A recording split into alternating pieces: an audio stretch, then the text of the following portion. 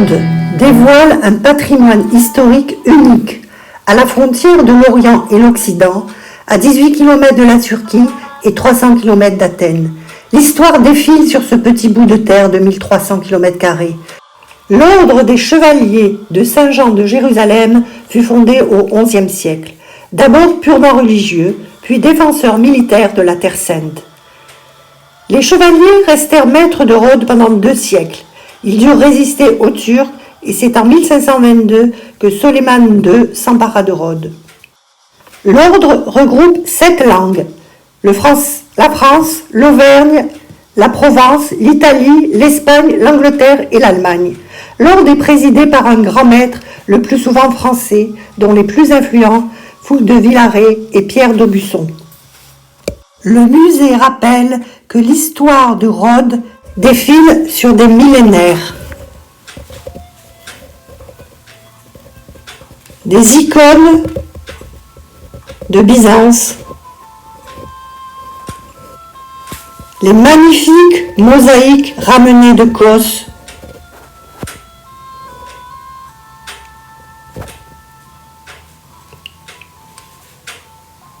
les carrelages orientaux, les statues romanes et les boiseries médiévales. L'ordre est divisé en 3 groupes, les militaires, les religieux et les soignants, les hospitaliers, qui venaient soigner les malades, un peu comme Médecins sans frontières. L'hôpital, d'un style gothique grandiose, accueille aujourd'hui le musée archéologique.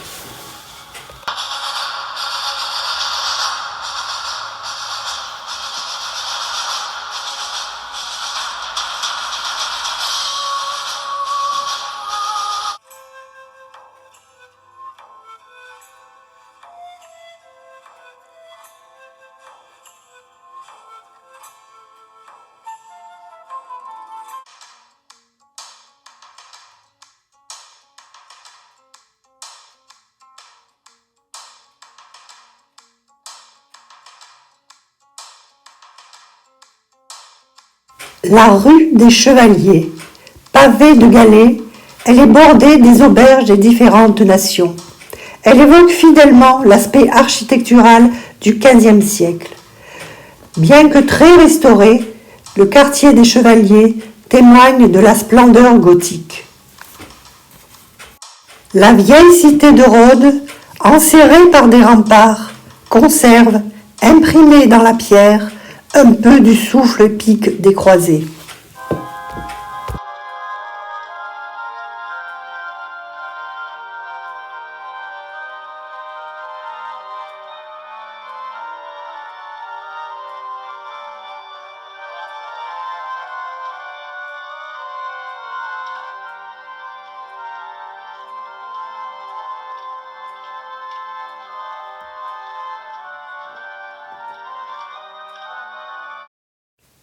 L'appartement Antiphanous.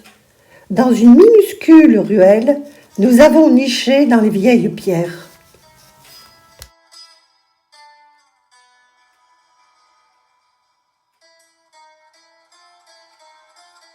Après la rencontre avec les chevaliers, nous nous sommes perdus dans un labyrinthe de ruelles étroites moyenâgeuses.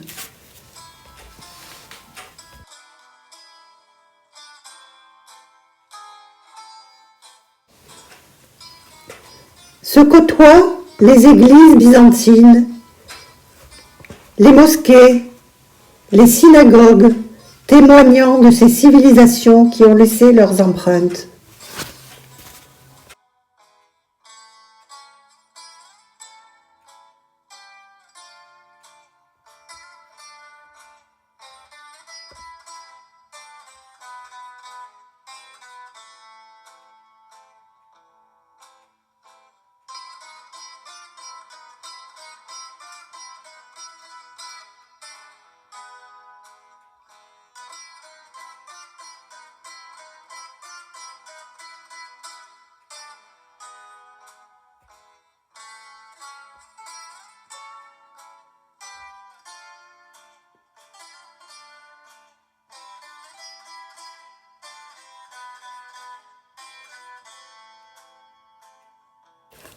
C'est peut-être là, à l'entrée du port de Mandraki, que se dressait le colosse de Rhodes, enjambant l'entrée du port. À l'emplacement de chacun de ses pieds, une colonne surmontée d'une biche et d'un cerf.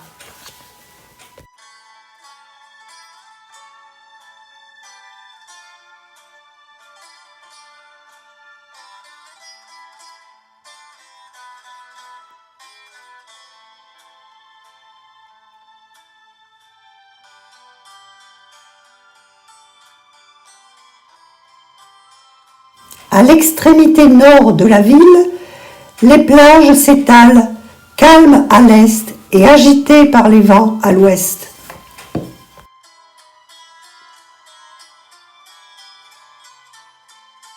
Au large, la Turquie n'est pas loin, à 18 kilomètres.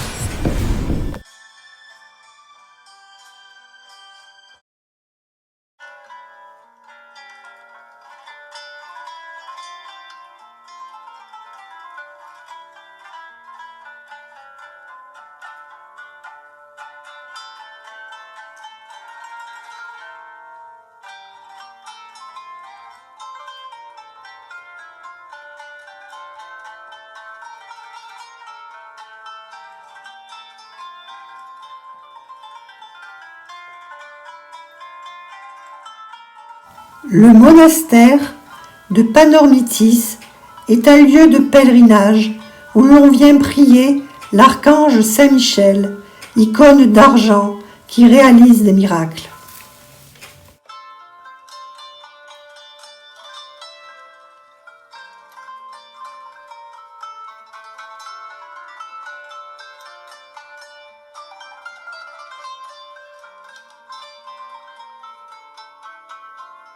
Au pied de hautes falaises, inaccessible à pied, la baie de Saint-Georges. Lumineuse carte postale, c'est l'arrivée sur l'île de Symi. Toutes les maisons sont cubiques au fronton triangulaire, colorées de pastels, rose, ocre, jaune, mauve.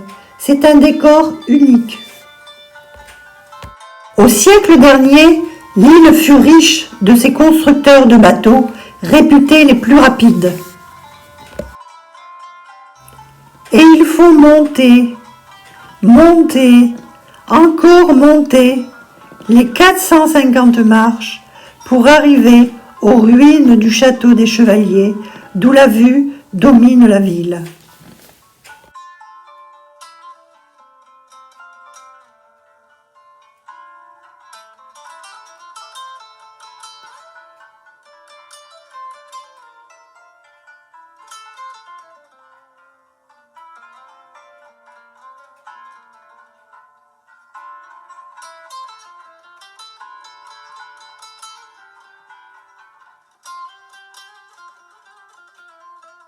Et surtout, ne pas oublier les délicieuses petites crevettes spécialité de Symi, dégustées sur le port au bord de l'eau.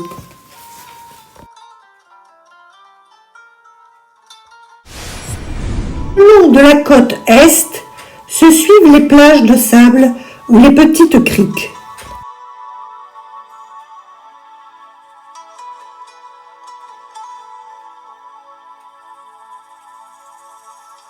La plus belle, celle d'Anthony Quinn, qui fut charmé lors du tournage des Canons de Navarone.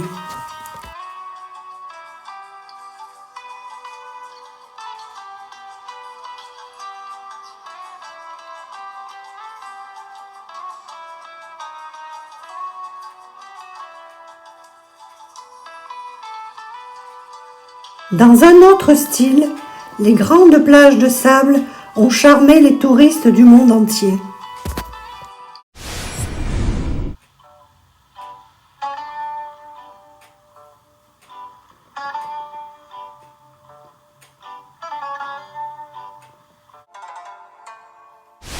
Lindos, sur un promontoire coiffé d'une citadelle médiévale ocre, avec en contrebas un village fleuri et ses maisons blanches traditionnelles qui descendent jusqu'à la plage, trop belles pour échapper aux parasols et aux transats.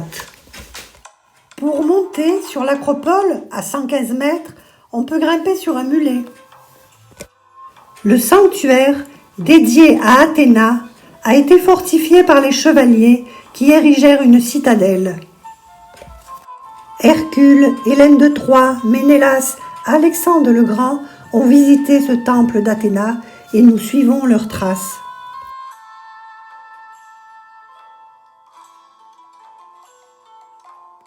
Les colonnes dominent vertigineusement la mer et tout en bas, la plage de Lindos et la baie pittoresque de Saint-Paul.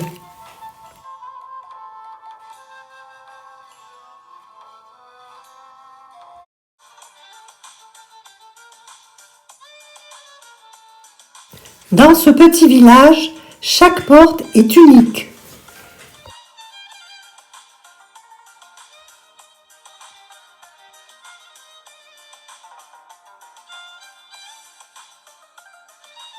Et la soirée se termine dans l'ancienne auberge d'Auvergne autour de poulpes grillées.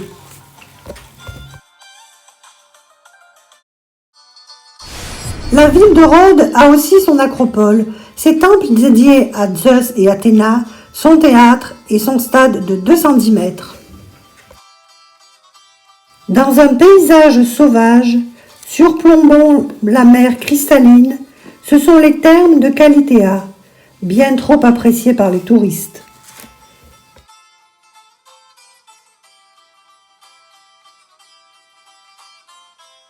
Et notre séjour se termine sur des transats.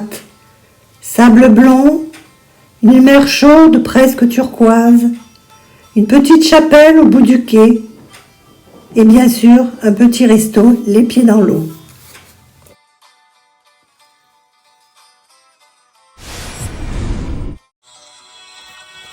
Heureux qui comme Ulysse a fait un beau voyage, heureux qui comme Ulysse a vu son paysage.